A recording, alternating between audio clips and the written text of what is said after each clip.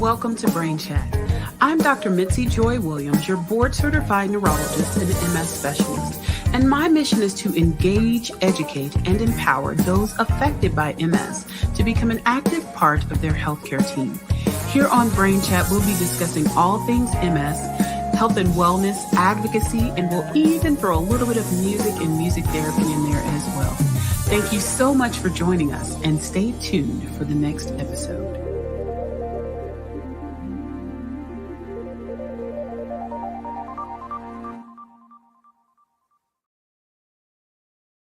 Happy Monday, friends, and welcome to Brain Chat. I'm Dr. Mitzi, your board-certified neurologist and MS specialist, and I am so excited about the show that we have tonight. And I know I say that every time, but I mean it, y'all. I'm really excited. We want to first thank our sponsors, Biogen, IDEC, and the National MS Society for supporting our work, as well as the Joy Life Foundation.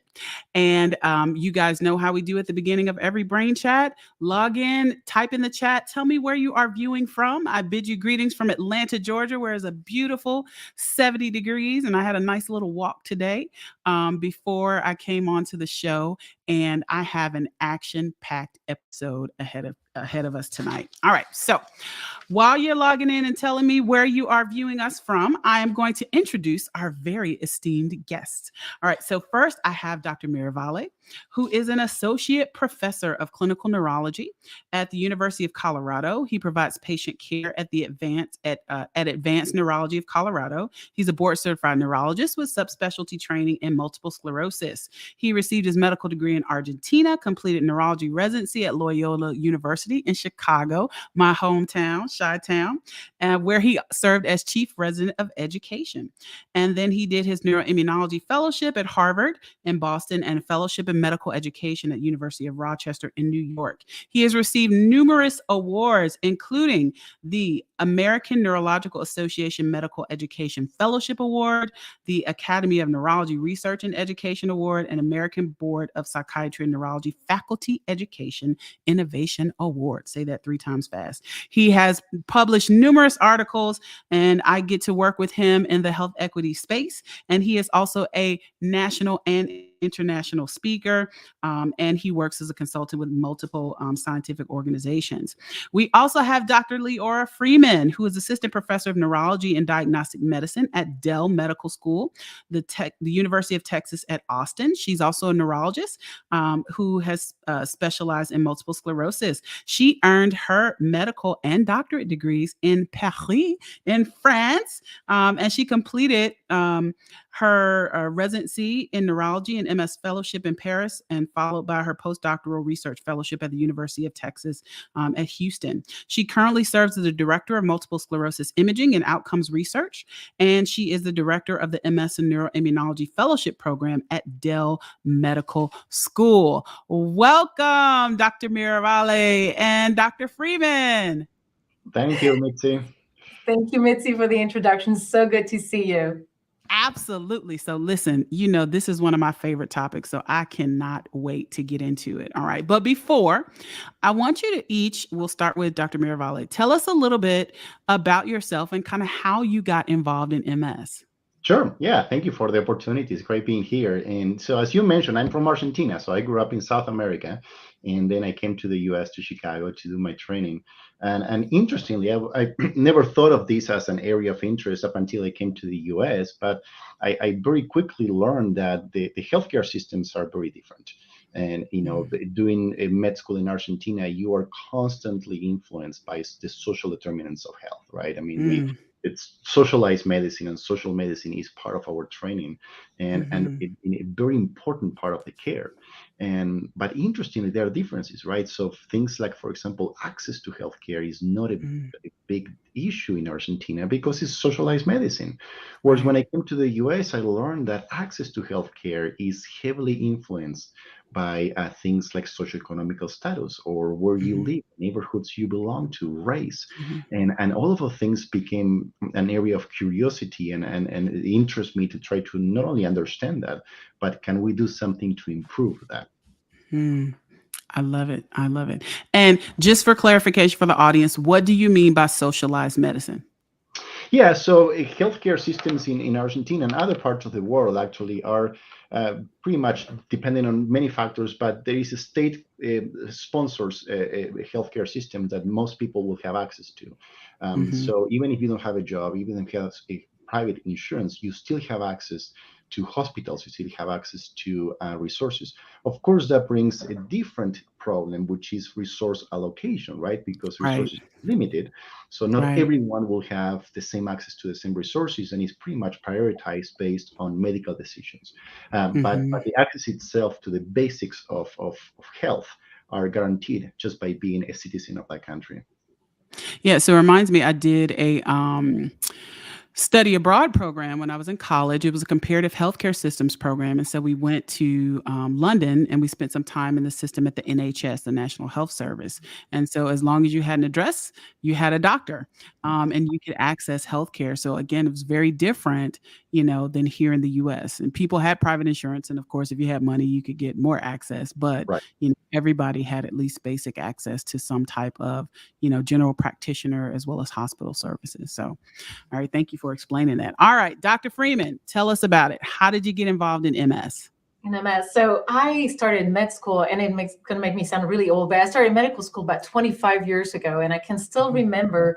At first, I got in. I wanted to be a pediatrician. I loved Me kids. too. Me too. I I think that know, was right? in And vogue back then. That yeah, was the I thing. kind of grown out of that after some time. My first experience in pediatrics was in the NICU, and that was maybe not the best introduction. So anyway, so I my first encounter with MS, I remember vividly. And I was trained also in a country with socialized medicine. It was a 400 plus year old institution, and we had these rooms. At the time it was 4 patients per room, and I can remember the first Mm, time I was a second year medical student, and we were rounding one Saturday morning, and we had a young man with MS who had his first attack, and lost motor control over his lower extremities, and we were here. My attending was to explain to him that his images had come back and he was indeed diagnosed with MS. And I mm, remember her sitting down next to him, holding his hand, talking with him. And it's really the power of this interaction, of really sharing the moment with our patient. That's what I remember that brought me to MS. I had this fantastic mentor in Paris, an incredible mentor in Houston as well. And I think that, I wanted to be able to share in, this life journey with my patients. And I think that's something mhm. very special that we get to do with as MS specialists. Absolutely. We're a part of the family, right? So I know the kids, the grandkids, the dogs, the cats, everybody, because we really Yeah, and do then your get patients know your own kids too. I mean, that's the they beauty do, of they it. I do. mean, They're like, "Oh sometimes my they just god." walk in and they Yeah, just want so to know, like, how are your kids doing? And it's just, absolutely. it's pure joy. Yeah. Absolutely, absolutely. So both of you have a really great passion, not only for caring for people living with MS, but working on projects focused on health equity, which is why I invited you both to be on this show. And that is a passion that is very near and dear to me.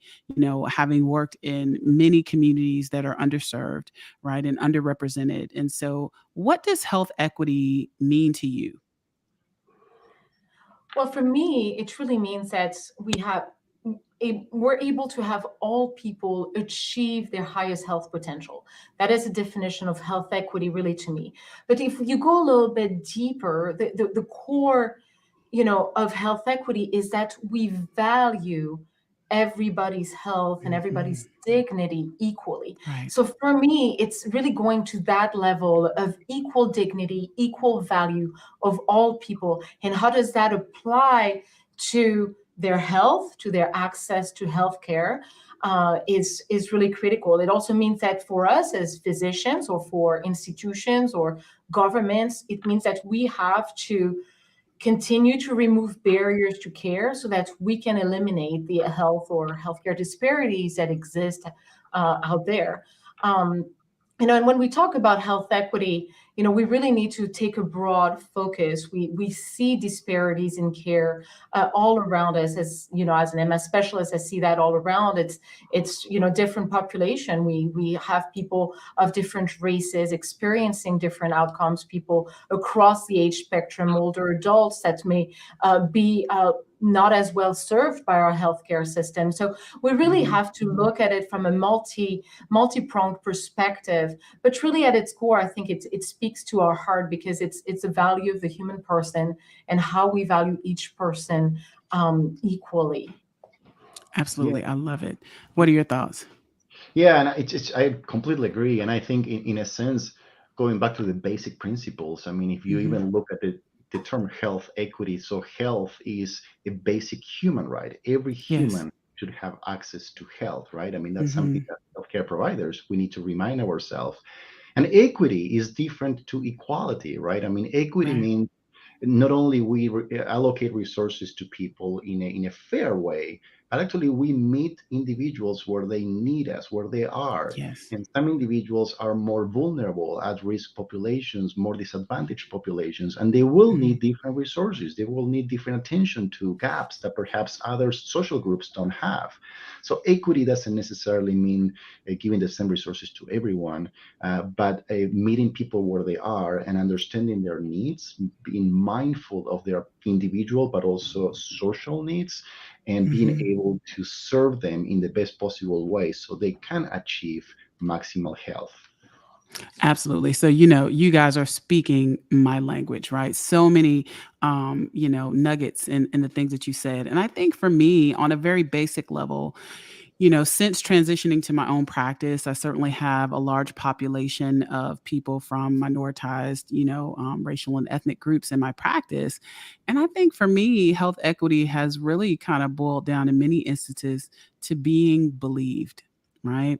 I think one of the biggest gaps that I see in practice is that people have symptoms, they go to the doctor and they're not believed, right? For whatever reason, whether it's a woman who is thought to be, have anxiety, or, whether it is a person of color, whoever it is, right? People are not believed because maybe they don't fit in that certain box that we think of when we think of that condition, whether it's multiple sclerosis or some other neurologic condition.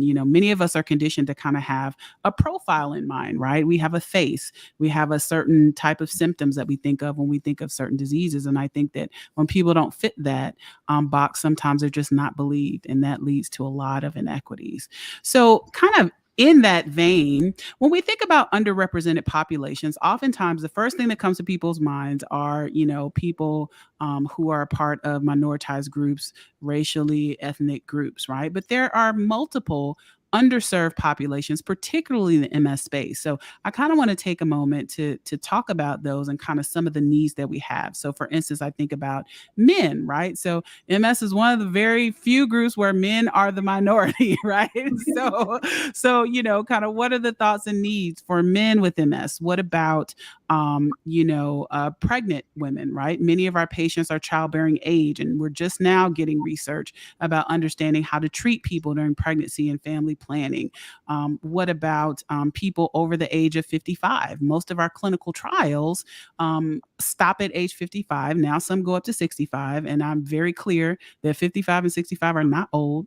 But just for the record, I gotta say that's not old. But we don't have a lot of research for those pediatric populations, right? As well as those who are of racial and ethnic minority groups. So let's talk about some of the needs, in some of these groups, and you can just pick one or two and kind of say where are the gaps, and how do we, start to begin to address those. Yeah, I mean, so I have had a particular interest, for instance, in the older or aging population, Hmm. and I think that all what we know about MS and what we've learned from younger groups, people who experience maybe relapses, a lot of disease activity, new lesions, and this has really driven the development of medication towards this Hmm. inflammatory process that's very, dominant in the earlier stages of the disease. But as people get older, people start experiencing kind of progressive symptoms, sometimes their MRI stays stable and they experience kind of that dissonance that you talk about. They're not believed or they may not be heard because doctors may tell them, well, your MRI is stable, so you're doing great. And they're like, well, Hmm. I am absolutely not doing great. And I don't know, Right. is it MS? Is it age? Is it something else? And I think there's a huge gap here in, Definitely. kind of how we understand MS through the lens of younger populations, and how we can, do better in caring and first believing, kind of bringing, the invisible, making the invisible visible, instead of saying, well, Mhm. there's actually nothing on your MRI.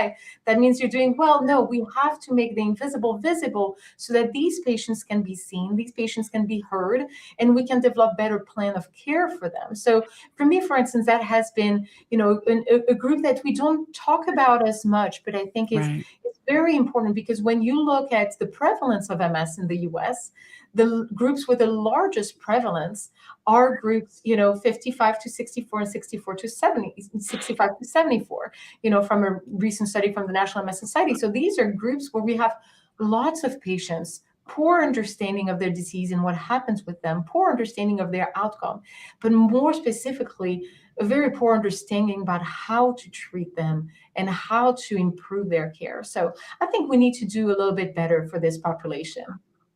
I agree. We need to do a lot better. And we think about immunosenescence, right? So the immune system aging like the rest of our body ages.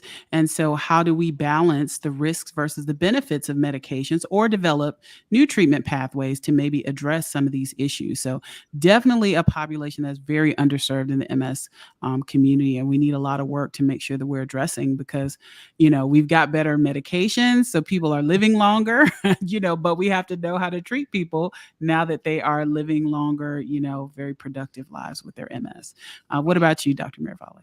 Yeah, no, I agree. And I think that in terms of understanding, I will say that we are heavily biased to see MS through the lens of what we know, which is individuals that were enrolled in clinical trials or large Hmm. studies. And for the most part, those are Caucasian females, right, in the age of Hmm. 18 to 55. So anything that does not fall into the typical course of the expected course that we learn through studies, we might either not even believe, as you were mentioned, Dr. Williams, or Hmm. or we don't even know what to do with that because we have little if any knowledge. That's why it's so important to understand the need to do research and conduct research that includes Hmm. populations different to white Caucasian females, right? So research in Black, research in Latinx populations, in elderly, in pediatric multiple sclerosis, so we can expand our understanding of the disease itself, the response to therapies, so we can better serve the communities. But I also looked at underserved populations or vulnerable populations or disadvantaged populations from a Hmm. resource allocation standpoint. So those are Hmm. social groups that actually have traditionally been at a disadvantage or unfair resource allocation when it comes to health, access to healthcare, access to medications, access to education. And those are populations that could be classified based on race. Hmm. We can classify populations based on ethnicity, but also Hmm. based on age, based on gender, based on Hmm. sex identity, right? I mean, there is little, if any, information that we know of how to better serve individuals from the LGBTQ plus community.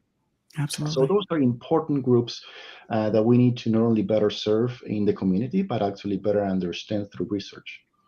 I think Absolutely. it's important to also remind everyone that our patients don't fit just in one box. You're not just Right. an older adult with MS. You're not just Black.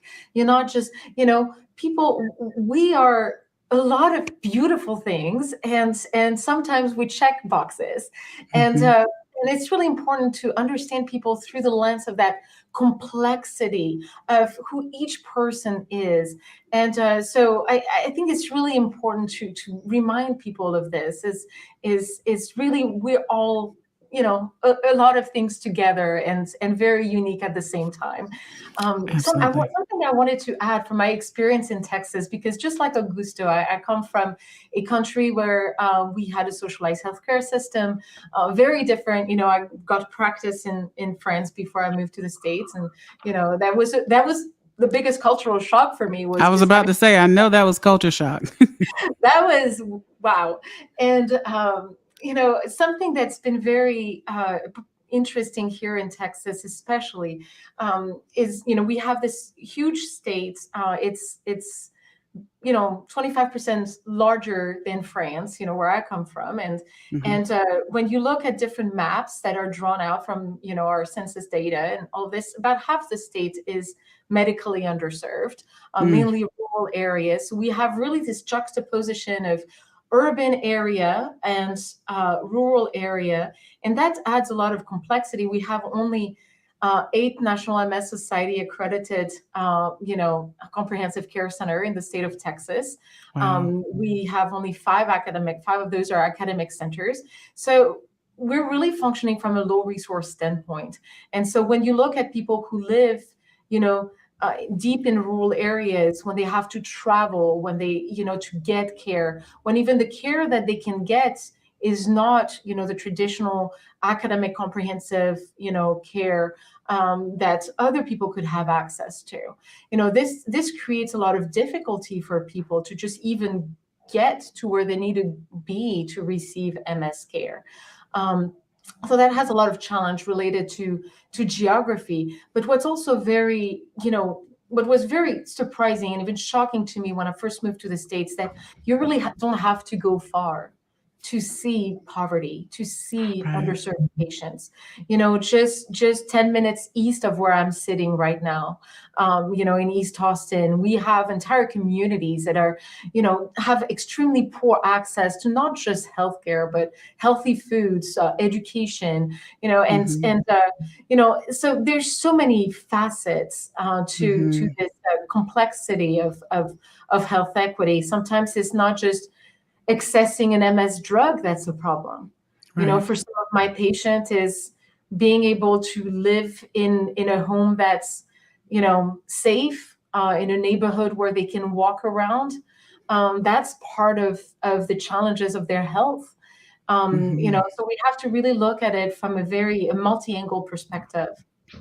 So it's very complex, right? So, care is not just about um, you being able to physically access, a certain clinic, right? So that's an important piece of it, but it's also about being able to do things at home, like take care of yourself, eat healthy diet, exercise in a safe environment, to be able to keep up with your medications, to be able to access them, pay for them, etc. So it's a very complex issue, right?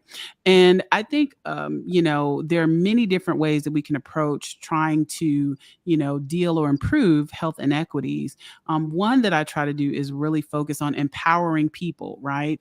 So I try to empower patients. But another piece I think is really important is that we do need to work on educating our colleagues about why these issues are important, right? So we are kind of entrenched in the work, but certainly if someone is maybe in the community and seeing 30 or 40 people a day, they may not be as focused on this. So, how do we begin to make people aware?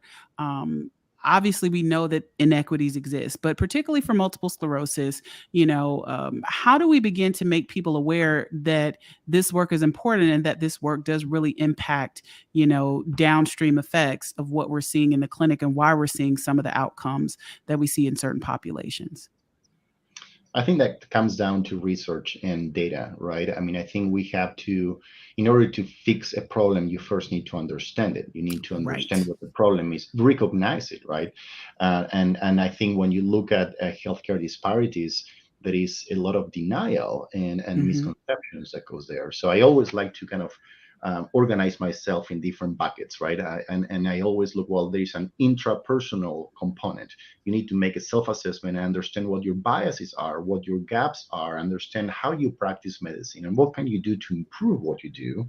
There is an interpersonal approach, which is what we're doing now. Talk to your colleagues, educate Hmm. yourself, create Right. coalitions, create groups, do research together so we can actually educate ourselves and learn from each other on how to better tackle this very complex process. But there is also institutional and systemic level approaches that has to Hmm. happen. And that's when you're Right. getting more into this dark, obscure space of understanding how things like structural racism plays a role, Hmm. right? I mean, Right. let's be honest about it. That's ultimately at the core, at the center of inequities is Absolutely. if you don't address racism, you're not going to fix the problem, right? So I think there are Absolutely. so many different levels that we need to be mindful of. But certainly, that should not discourage us from doing things. I mean, there is a lot we can do. And as Dr. Freeman mentioned, at the end of the day, it's just sitting down with your patient and understanding the patient, being open, being tolerant, Right. being respectful, and trying to help in any way you could to solve the immediate moment that the patient have in front of you. Yeah, Absolutely. I feel that sometimes people don't want to see the problem because they don't want to be confronted with the fact that they have to be a part of the solution. And I Right. think that part of our work is to, make people realize that we're all in this together. We Hmm. have, disparities in health and healthcare access. They're all around us. Hmm. And something that I like doing is, I like telling my patients stories. I like sharing the stories that, I think it's very powerful because, you know, the healthcare system in general can dehumanize individuals. And Yeah. by telling the story first, we rehumanize our healthcare system. And so I Hmm. think this is really the power that we have as neurologists is that, every day we walk in a room, we have the privilege to share into somebody's life story. And Absolutely. and being able to bring this story to the forefront of our conversations with our colleagues really emphasizes the humanity of what we do. For me, it's not about, politics and games. It's really about the human person. And so I bring this with me first. Hmm. And I think and I know you both do. I know you both very well to know that that's what you carry with you when you say people are not seen, people are not heard, and you are a voice, Yeah. So I think that's really the first step to bringing people to the table. If we can all agree that individuals in living those stories are living something that we would not want to live ourselves, Yeah. that those are difficult stories that we're carrying with us, that we're bringing to the table, stories of difficult stories of barriers and gaps in care and all of this. Also beautiful story in their own way, because often we see a lot of resilience Hmm. and a lot of beautiful things that accompany this. But really, we are bringing those stories to the table so that people can Hmm. sit in and really realize that we all have a role to play. And maybe Right. my role is to bring, to work on the research. Maybe somebody's role, like you, Mitzi, is to really empower, educate. Yeah. And that's critical. We all have a role to play, maybe different from the person sitting next to us. But when we sit Yeah. all together, when we Right. dare sitting at the table, then Right. we can have a more complete picture and a better plan.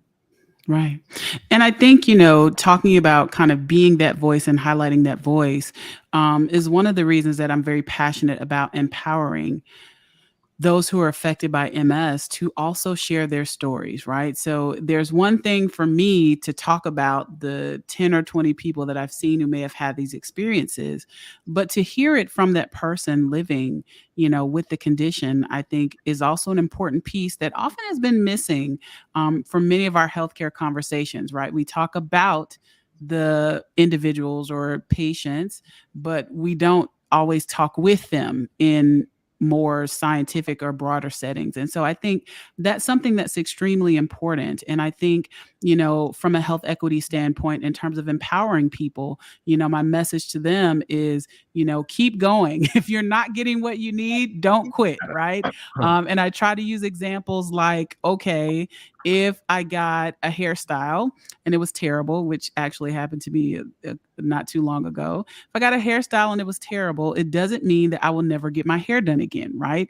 I probably will not go back to that person that did a bad job on my hair. And I would do some research, right? I would ask some friends, I'd go on the internet, and so we put a lot of effort into creating teams, right? All of us have different teams in our lives, whether it is our significant others, whether it's a babysitter, whether it's a barber, whether it's, for women, we have a lot more team members, Augusto, like people that do nails, people that do hair. I mean, we got a lot of teams, right? But so all of us have teams, right? And so just like we put a lot of effort into those teams and doing research before we make big decisions, I think it's important to get the message across, for people living with a chronic condition like MS, that you can also do that same research, right? So if you get a doctor that's not providing what you need, or not, you don't feel listened to or heard, it's okay to get another opinion. You know what I mean? It's okay to keep going until you get what you need. And so I think that is another piece. And it's unfortunate that we have to put that much responsibility on people because they may not be receiving culturally competent care. But I think that's the other piece that also will help drive the system to change. So, in thinking about, we talked about underserved communities, obviously our aging population, LGBTQ plus populations, pediatric populations. There are many areas where there are gaps where we need more research and information. But let's park a little bit and talk about our minoritized populations, racial and ethnic groups, right? Because this is an area where there's been a lot of attention to research in the MS space, particularly over the past decade, because MS is occurring a lot more in these populations than we previously thought, right? So if you look back in the 70s, it was thought that Black people got MS half as commonly as white people, but now we know it may be up to 50% higher in some groups, that the incidence may be higher.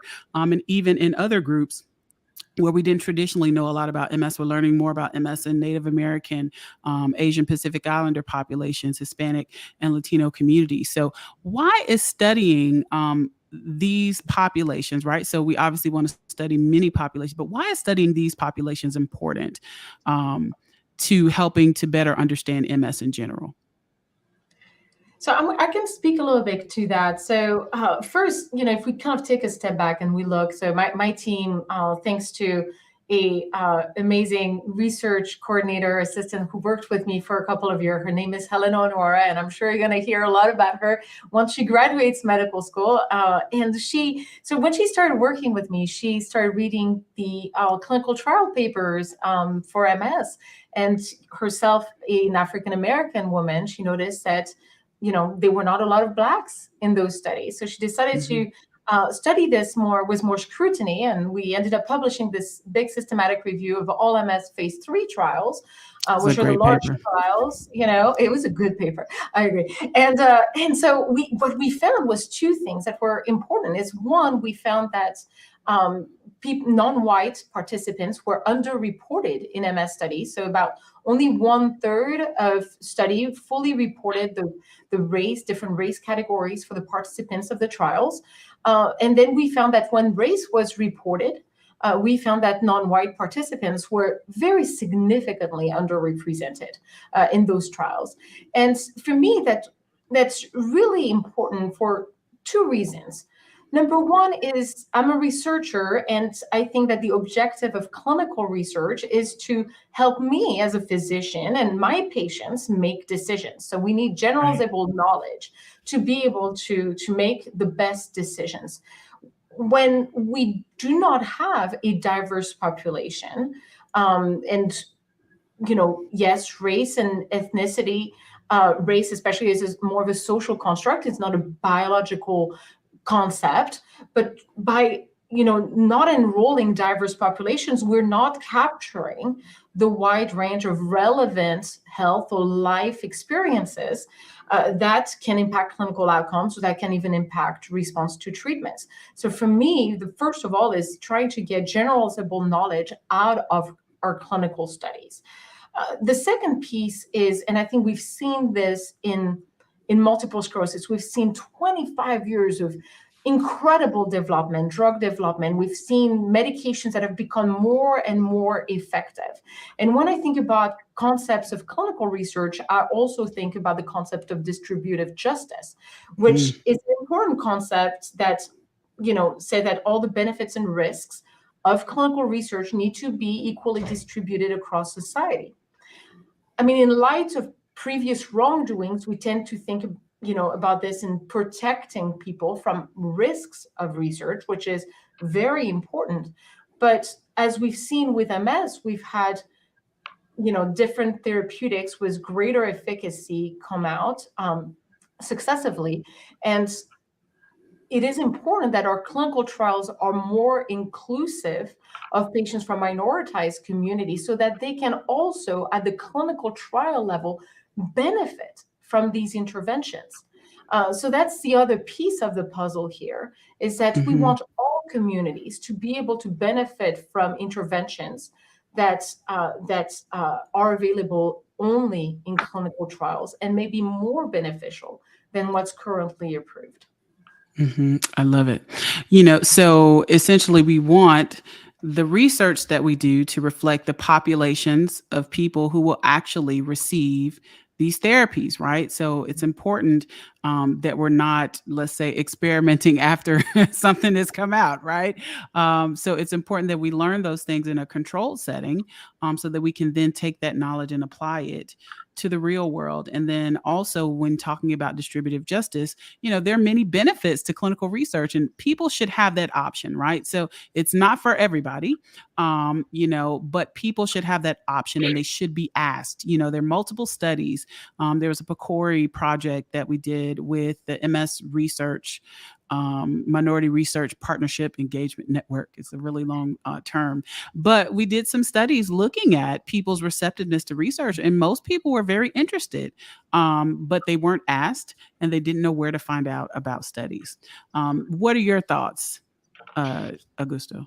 Yeah, no, I agree, and I think there is need to even broaden the concept of race Right. from a medical research standpoint, right? I mean, I Mm-hmm. think we are all cognizant on the fact, as Dr. Freeman mentioned, race, it is a social construct and should Mm-hmm. not be used as an individual proxy of things like, genetic background, right? I mean, we Right. understand that that is there. However, Right. we still need to conduct clinical research that reflects the populations that we serve, and Yes. they're heavily biased towards whites, and as we were mentioning before, so we need to practice medicine. We need to understand how to do that, and research is one of the strongest tools we have to try to get there. So that that argument should not be used to eliminate the possibility of doing Right. race-based research.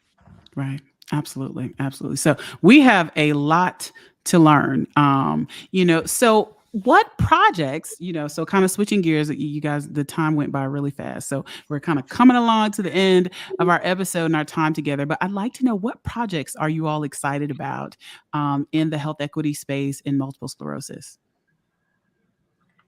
So for me, I think Or what's projects that you're excited about in general of educating for people living with MS?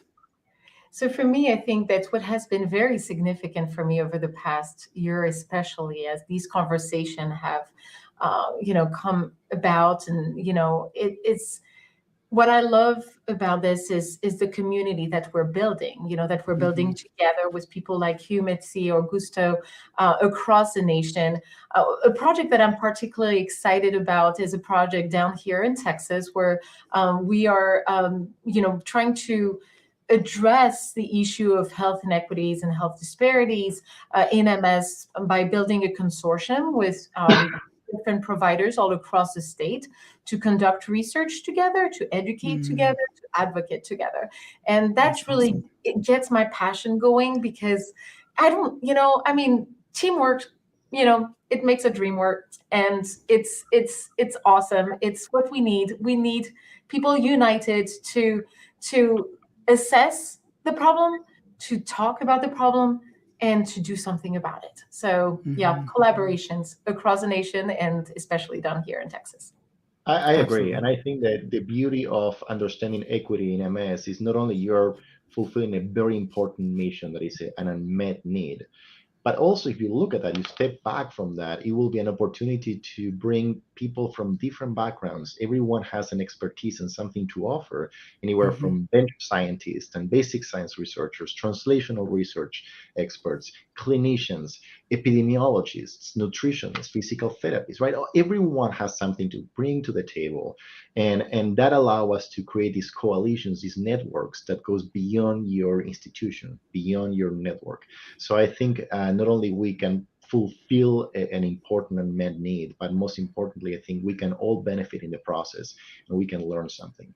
Personally, I'm invested in education. That's one of my passions. I'm always curious about how do we learn, and what is the most effective way to learn. And I do believe that the first step in empowering patients is educating them, giving them the tools so they Absolutely. can understand and they can take control of their life and they can choose their teams.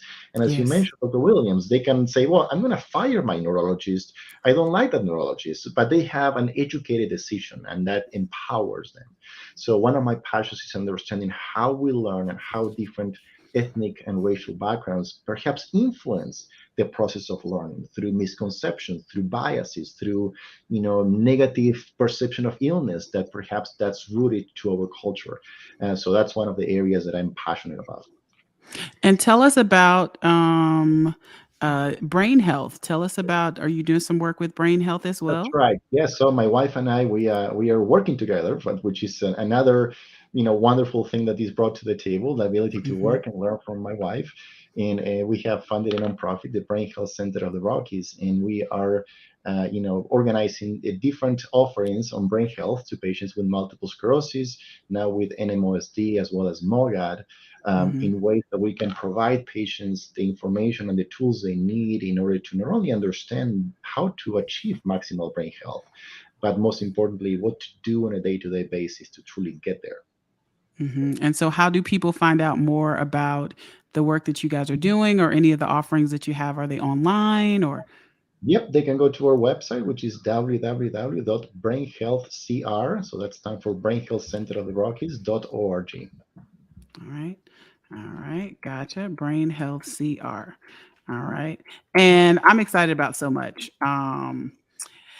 Gosh, where to start? So I'm excited about lots of things. I'm excited about the Chimes trial, which we are going to start reporting results from, which is the first phase 4 clinical trial focused on Black and Hispanic American people, individuals living with multiple sclerosis. So very excited. It was a very, very long time getting that trial up and going.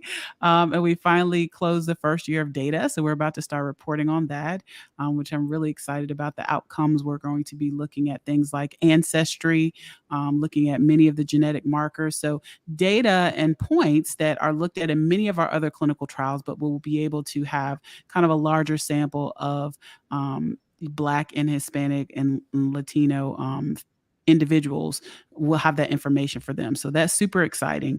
I'm excited about some of the collaborations. I think, if anything, COVID has really increase the collaborative spirit, I think, within the scientific community. So I think many of us are reaching out to each other saying, hey, you're doing this work, you're doing this work. Let's work together, right? So the goal is to make life better for our patients, right? And so I'm really excited about working with you guys on some upcoming projects. And I just think there's a lot of work to be done, but I think that people are really kind of digging their heels in and finding their space and trying to raise awareness, and most importantly empower our patients to live better and live well with MS. So lots of exciting work going on in the space. So thank you guys so much for your time this evening. I don't think we have any questions in the chat, but we do have some folks who are very grateful for our candid discussion. And I thank all of our audience for tuning in tonight, and for those that will be watching. I've put Dr. Miravalle's foundation in the chat, so you guys can look up all the great information he has there. And I look forward to seeing everybody in 2 weeks for our next Brain Chat. And also thank you to our sponsors, Biogen IDEC and the National MS Society. So thank you, Dr. Miravalle. Thank you, Dr. Freeman, for your time tonight. And thank you to everyone who came to see Brain Chat. Have a great evening, everybody. Thank you, Mitzi. Thank you. You are very welcome.